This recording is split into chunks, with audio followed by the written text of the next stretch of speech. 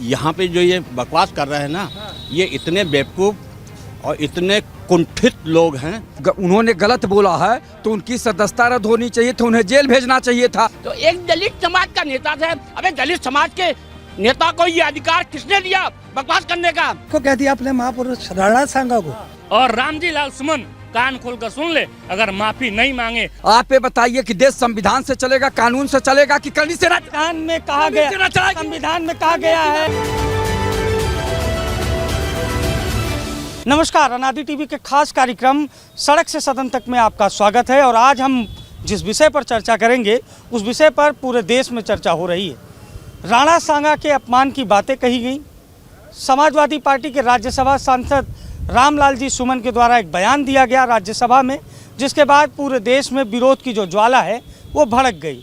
हालांकि अब समाजवादी पार्टी रामजी लाल सुमन के घर पर हुए हमले को दलितों का अपमान बता रही है।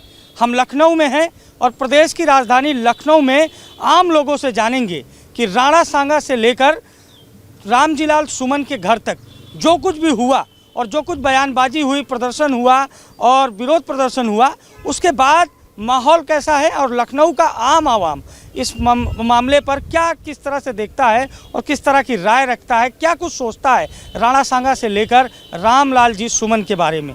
सबसे पहले आपसे जानेंगे कि जो बयान दिया समाजवादी पार्टी के राज्यसभा सांसद ने, उसे राज्यसभा की कार्यवाही से फिलहाल हटा दिया गया है, लेकिन उसी बयान के बाद विरोध पनपा। लोग उनके घर पर गए, विरोध प्रदर्शन किया, उनके घर के गेट उखाड़ ले गए, खूनी संघर्ष देखने को मिला, पथराव हुआ। ये सब कुछ क्या आप मानते हैं कि रामलाल जी सुमन के बयान की वजह से हुआ? देखिए, सबसे पहला आपको स्मरण रहे, ये पूरे डिबेट जो है हम समझते हैं कि औरंगजेब के गर्भ से पैदा हुआ। जब बार बार आप औरंगजेब के नामों का उच्चारण कर रहे हैं, सदन से सड़क तक, पार्लियामेंट के गर्भ को भी आपने नहीं छोड़ा, आप उसमें भी औरंगजेब को ले गए। औरंगजेब, उनको लगा होगा सुमन जी को कि क्यों ना एक ही कोर्ट से इनको एक जगह सेंट्रलाइज भारतीय जनता पार्टी के इतिहासकारों को खड़ा कर लिया जाए। एक सवाल उन्होंने पार्लियामेंट हाउस के गर्भ में डाल दिया। पूरे हाउस, पूरे लोकसभा और पूरे राज्यसभा, दोनों हाउसों में सुमन के कोर्ट की व्याख्या भारतीय जनता पार्टी का कोई मेंबर ऑफ पार्लियामेंट नहीं कर पाया। ये मैं नहीं कह रहा हूं। नहीं, आप क्या उनके बयान को सही साबित? एक मिनट साहब, बयान का जब व्याख्या हो रही है तो व्याख्या हो जाने दीजिए, समझ लीजिएगा। जब कोई जवाब नहीं सत्ता सरकार पक्ष से वो फेस कर पाया तो वो बात जो है अधूरी रह गई। तमाम जो इतिहास के पन्ने का विशेषज्ञ हैं, उनको लगा कि साहब ये तो सुमन ने जो राणा सांगा का हाउस में जो पटल पर नाम रखा है, ये तो वाह कबर पा गए। मुझे आप ये बताइए कि जो रामजी लाल सुमन का बयान है, जो उन्होंने राणा सांगा के संदर्भ में कहा, जिसे ये देश वीर महापुरुष मानता है, उस बयान को किस तरह से आप देखते हैं? बिल्कुल, राणा सांगा को बहादुर कहना, हमारे कहने से राणा सांगा बहादुर नहीं हो जाएंगे, और न मेरे कहने से राणा सांगा का कायरता का सेहरा बच सकता है। ये जो इतिहास जिस बात का आलेख का पुष्टि करता है, इतिहास कहता है, इतिहास उनकी पूरी भूमिका का, जो पूरी उनकी भूमिका है उसको अभिलेख में डाल करके साहित्य के दर्पण में छोड़ दिया कि आने वाली जितनी हमारी जो इतिहास को मानने वाले लोग हैं उसका अनुकरण करेंगे और दोष को नजरअंदाज करके गुण को अपने हित में समायोजन करके एक नई दिशा का सृजन करेंगे। ये इतिहास है। अब कहने का मेरा मतलब कि सुमन जी ने कहा सही, भारतीय जनता पार्टी को लगा कि भाई ये तो गलती कह दिए, तो भारतीय जनता पार्टी के इतिहासकारों को इस बात का पुष्टि कर देना चाहिए कि नहीं, जो आपने निगेटिव राणा सागा पर आपने इतिहास को मरोड़ने का काम किया है, इसका आलेख ये है, ये दर्पण है, ये जो है लिखित प्रमाण पत्र है। आप पढ़, भाजपा कहेगी तभी आप मानेंगे, वैसे नहीं मानेंगे। हम कैसे मानेंगे? भाजपा ने, आपने क्या पढ़ा है? हाँ, हमने जो पढ़ा है, चूंकि राणा सागा पर, चूंकि सुमन ने टिप्पणी की है, अब मैं राणा सागा पर सुमन के टिप्पणी से हमारा कोई ताल्लुकात नहीं है, लेकिन मुझे एक लाइन में जवाब दीजिए। एक लाइन में आप जवाब मुझे नहीं बताइए, राणा सांगा के ऊपर जो टिप्पणी की गई, क्या वो टिप्पणी किसी महापुरुष के संदर्भ में सही है या गलत? एक लाइन का जवाब दीजिए। सही है या गलत? हम सही और गलत कौन कहने वाले हैं? आप आम जन इतिहास का रचना कर रहा हूं क्या? आपने इतिहास नहीं, पढ़ा है? हमने जो इतिहास पढ़ा है, सुमन का सवाल जो है असमय था। ये सवाल नहीं, हाउस में ये सवाल नहीं उठना चाहिए था। ये जो सवाल सड़क में जवाब देना चाहिए था। आप बताएंगे नहीं? नहीं, आप नहीं बताएंगे सही था या गलत? हम न सही उसको कह सकते हैं न गलत कह सकते हैं। ये मामला है। आप क्या देखते हैं? आपको क्या लग रहा है? ये जो बयान दिया गया, जिस संदर्भ में, जिसके संदर्भ में दिया गया, देश उन्हें महापुरुष मानता है, आप क्या देखते हैं? रामजी लाल सुमन जो है राज्यसभा के अंदर बोले हैं, वहाँ जो है सभापति महोदय बैठे थे और तमाम लोग बैठे थे। अगर उन्होंने गलत बोला है तो उनकी सदस्यता रद्द होनी चाहिए थी, उन्हें जेल भेजना चाहिए था। जब एक प्रदर्शन हो गया तो कहने लगे कि दलित के साथ अत्याचार, पहले बयान दो और उसके बाद जब कोई प्रतिक्रिया हो तो उसके बाद अपनी जाति आगे लेकर आ जाओ। यही राजनीति का नया स्टैंड है। जात की बात नहीं है वहाँ। आप ये बताइए कि देश संविधान से चलेगा, कानून से चलेगा कि करनी से? संविधान में कहा गया, संविधान में कहा गया है, संविधान में कहा गया है, संविधान में संविधान में कहा गया कि आप देश के महापुरुषों का अपमान करेंगे, खुद अपमान करेंगे, और जब अपनी बारी आएगी तो संविधान को ढाल बना लेंगे। ऐसे होगा? ऐसे मजाक चलेगा देश में? आप जैसे पत्रकार हवा बना रहे हैं। आप जैसे नेता महापुरुषों के अपमान पर, देश कानून पे चलेगा तो महापुरुष का अपमान होगा? आप बताइए, देश कानून पे चलेगा तो क्या महापुरुषों का अपमान होगा? देखिए, रामजी लाल सुमन, इसमें सारा श्रेय समाजवादी पार्टी को जाती है। महाराष्ट्र में उन्होंने अबू आजमी को आगे किया, बयान दिलवाया, और उसके बाद कहा कि बाबर औरंगजेब महान शासक था। तो सारा श्रेय इसका समाजवादी पार्टी को जाती है। और रामजी लाल सुमन, कान खोलकर सुन ले, अगर माफी नहीं मांगे तो आप जो सुन लीजिए, रामजी लाल सुमन, एक बार और मैं कह रहा हूं कि आप जो अपमान कर रहे हैं, समाजवादी पार्टी की ढाल बनकर जो अपमान कर रहे हैं, अपमान करना बंद करिए और माफी मांगिए पूरे समाज से, पूरे देश से। नहीं तो फिर हम अपनी वाली करेंगे, फिर आपको समझ में आ जाएगी। अच्छा, ये बताइए, जो बयान दिया गया, जब उसकी प्रतिक्रिया हुई, करनी सेना के लोग पहुंचे और ये प्रदर्शन हुआ, उनके दरवाजे उखाड़ ले गए, उनके घर को क्षतिग्रस्त किया गया, उसके बाद फिर ये पोस्टें पढ़ने लगी, क्या आप किसी के बारे में टिप्पणी करिए और जब आप पर प्रतिक्रिया हो तो आप दलित लगे? वही बताए तो थे कि अभी इसका सारा श्रेय जा रहा है समाजवादी पार्टी को। पहले तो बयानबाजी करेंगे, उसके बाद कहेंगे हम दलित हैं। बहन कुमारी मायावती के बाद कोई सबसे महान दलित नेत्री हैं, और बहन कुमारी मायावती, उसके बाद कोई दलित नहीं है। रामजी लाल सुमन किसके बहकावे में आकर बयान दिए हैं, ये सबको मालूम है, देश और प्रदेश। ये राजनीतिक सोच है? बिल्कुल ये राजनीतिक, बिल्कुल राजनीतिक तुष्टिकरण चल रही है, और ऐसा हम लोग होने नहीं देंगे। देश के महापुरुषों का मान हो एक बड़ी संसद में, लोकतंत्र के मंदिर में।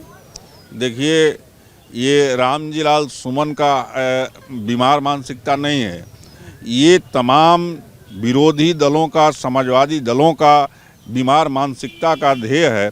ये सब आज से नहीं, गद्दार बहुत पहले से रहे हैं। कोई कानून अधिकार नहीं देता है किसी महापुरुषों के बिना जाने तुम अपमान करो, तुम अपने देश का अपमान करो, तुम अपने राष्ट्र का अपमान करो। तुम्हारी नैतिकता नहीं है इस देश में रहने के लिए जो अपने महापुरुषों और देश का अपमान करे। क्या गेस्ट हाउस कांड हुआ, उसमें दलित महिला नहीं थी? हो आज तुम जात को आगे ला रहे हो, क्यों? दलित पार्टियां नहीं है, उसके लिए तुम दलित नहीं हो।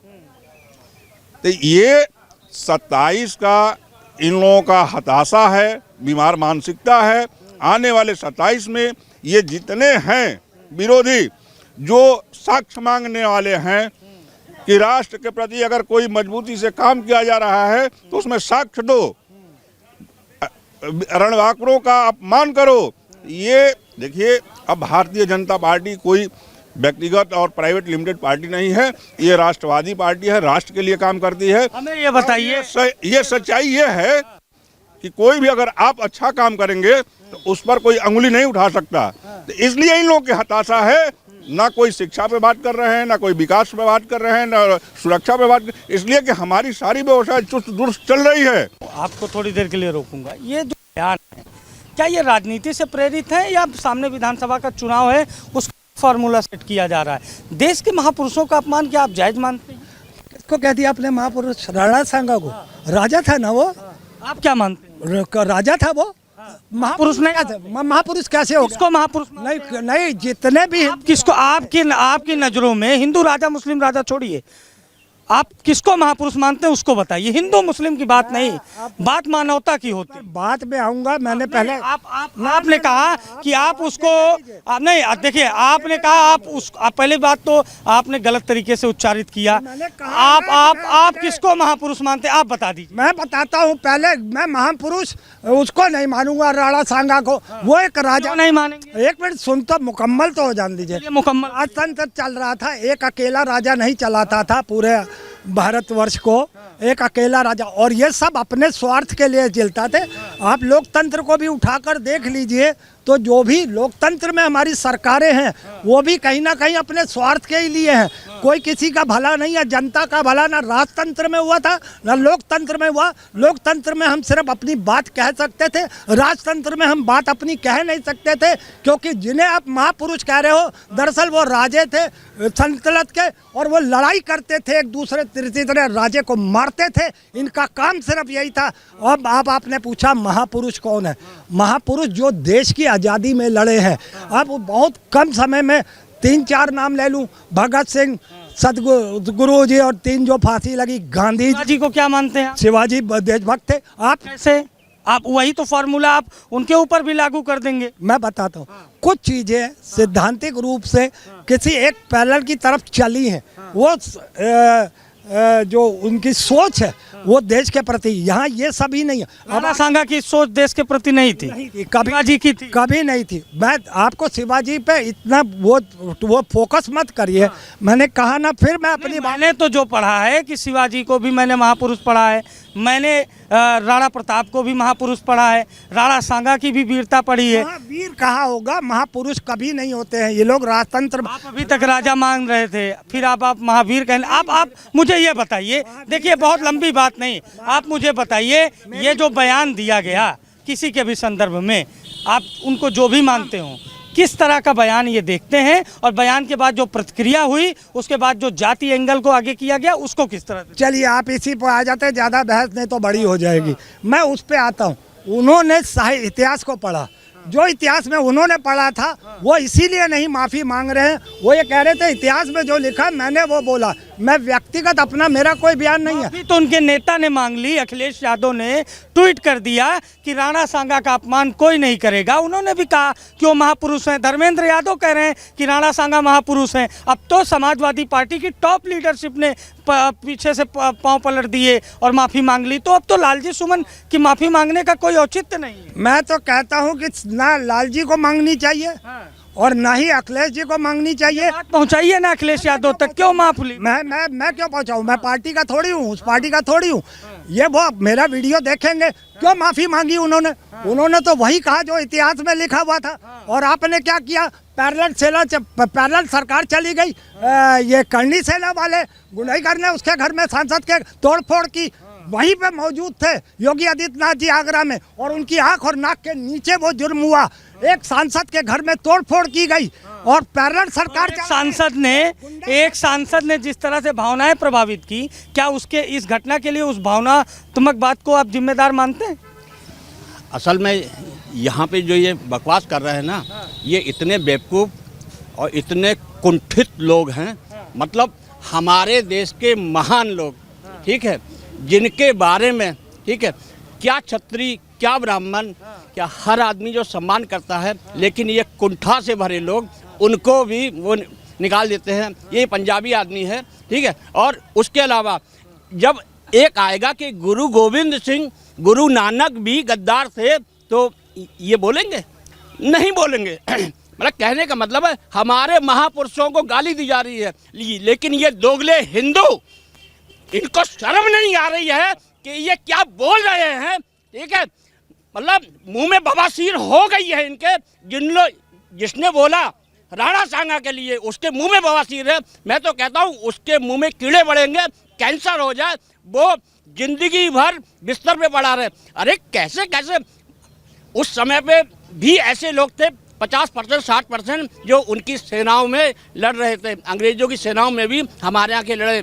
ये आजकल के ये लोग जो बकवास कर रहे हैं ना यहाँ पे खड़े होके, ये वही दोगले हिंदू हैं, ये ऐसे मुगलों की संतानें हैं, ठीक है। तो मतलब शर्म नहीं आ रही है कि राणा सांगा के लिए कह रहे हैं, जिसने बेचारे ने करीब 80-90 घाव लेके, एक हाथ नहीं था, एक आंख नहीं थी, वो लड़ता रहा, लेकिन इन लोग के आंखों का पानी मर गया है। ये इतने बेशर्म कुंठित लोग हैं, ठीक है। और अब उसके बाद में जब करनी सेना आई या उन्हें करा, तो एक दलित समाज का नेता था। अबे दलित समाज के नेता को ये अधिकार किसने दिया बकवास करने का? बकवास करोगे तो कुटोगे, अभी बच गए हो, बहुत कुटोगे, ठीक है। कोई भी समाज, हिंदू समाज अगर सही सनातनी है तो इसको बर्दाश्त नहीं करेगा। मैं खुले मन से कह रहा हूँ, बकवास करना बंद कर दो, वो चाहे दलित नेता अपने को समझे और जो कोई समझे। और अगर बकवास करेंगे ये आम बेशुरे कार्यकर्ता भी करेंगे तो यही पीटेंगे। देखिए अपनी अपनी भावनाएं हैं और आपसे फाइनल कमेंट ले लेंगे। ये राजनीति 2027 के जो चुनाव हैं, ये पीडीए भी चल रहा है, राष्ट्रवाद की राजनीति है, ये सब बयान एक पॉलिटिकल स्क्रिप्ट है या फिर जुबान फिसल गई, मुंह में आया कह दिया? देखिए एक स्क्रिप्ट है लड़ाने वाली, कुंठित राजनीति। देखिए आक्रांताओं के दुष्कर्म से पैदा हुई नस्लें इस तरह की बयानबाजी कर रही हैं। ये बताइए रामजी लाल सुमन को अधिकार किसने दे दिया महाराणा सांगा के ऊपर सवाल उठाने का? ये वही लोग हैं, आक्रांताओं और बाबर जैसे दुष्कर्म से पैदा हुए लोग हैं जो इस तरह की बातें कर रहे हैं, इस तरह से बातें कर रहे हैं। महाकुंभ फालतू है, अफ्तारी चाटने, पत्तल चाटने मजा आ रहा है, ये वही लोग हैं जो महाकुंभ को फालतू बताएंगे, अफ्तारी का पत्तल चाटेंगे, मजा आएगा। तो इस तरह से जो इनका तुष्टीकरण है, तुष्टीकरण में कामयाब नहीं हुए। आने वाला दिन जनता इनको मुंहतोड़ जवाब देने का काम करेगी। चलिए जनता मुंहतोड़ जवाब देने का काम करेगी। राणा सांगा के ऊपर जो बयान दिया गया समाजवादी पार्टी के राज्यसभा सांसद के द्वारा, उस बयान को लेकर राजनीति पूरे देश में गर्म है। समाजवादी पार्टी के ऊपर चौतरफे राजनीतिक हमले हो रहे हैं। हालांकि समाजवादी पार्टी में अब इस मामले को लेकर कई धड़े देखने को मिल रहे हैं, लेकिन फिलहाल करनी सेना ने जिस तरह से विरोध प्रदर्शन किया, उसके बाद अब 12 अप्रैल को करनी सेना ने राणा सांगा की जयंती मनाने का प्रण लिया है आगरा की ही धरती पर। और देखने वाली बात होगी कि इस मामले में आगे क्या होता है। फिलहाल आज के लिए अनादि टीवी के खास प्रोग्राम सदन से सड़क तक में इतना ही। हमें दीजिए इजाज़त, नमस्कार।